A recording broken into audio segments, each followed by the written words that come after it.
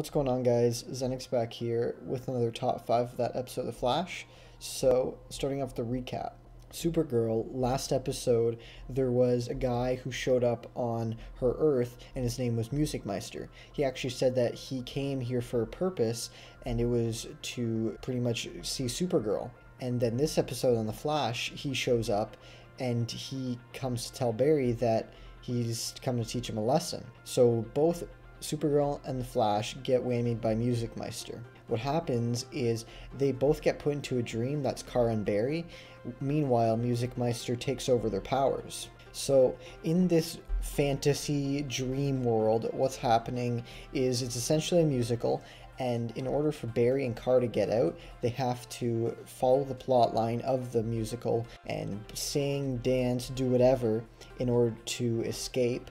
But we actually figure out the only way to escape is to, well, it seemed like Cisco needed to intervene and have both of the people that they love come in and kiss them.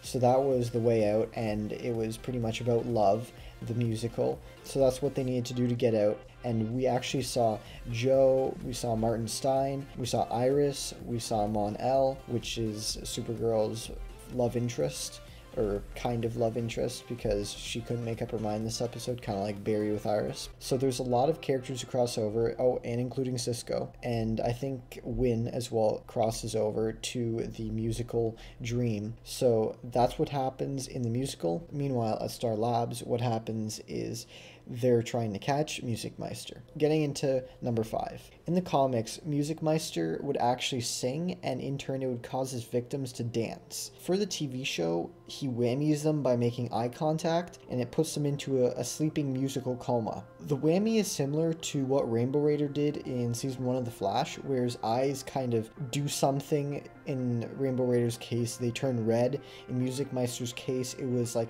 a circle that was coming from his eye, and it would go outward. So there was that, and it would cause Barry and Kara to actually be hypnotized into a musical dream. Number 4. Contrary to what everyone believed, Music Meister did not want to harm Kara and Barry, but instead teach them a lesson about love.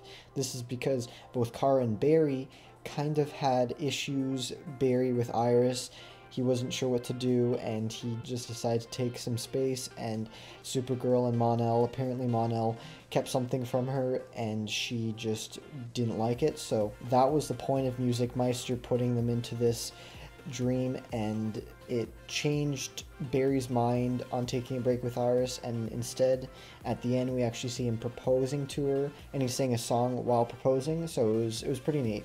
Number 3. Music Meister's ability to absorb the powers of the victims whom he puts into a musical might be one of the most powerful powers that is in the DC and Marvel universe, because he can take Kara's heat vision and flying abilities alongside Barry's super speed, and that makes him really hard to stop. Like, obviously Music Meister wasn't very trained with the powers, but it was difficult for Cisco, Wally, and Martian Manhunter to take them on, and that's 3 versus 1, so it was obviously a challenge.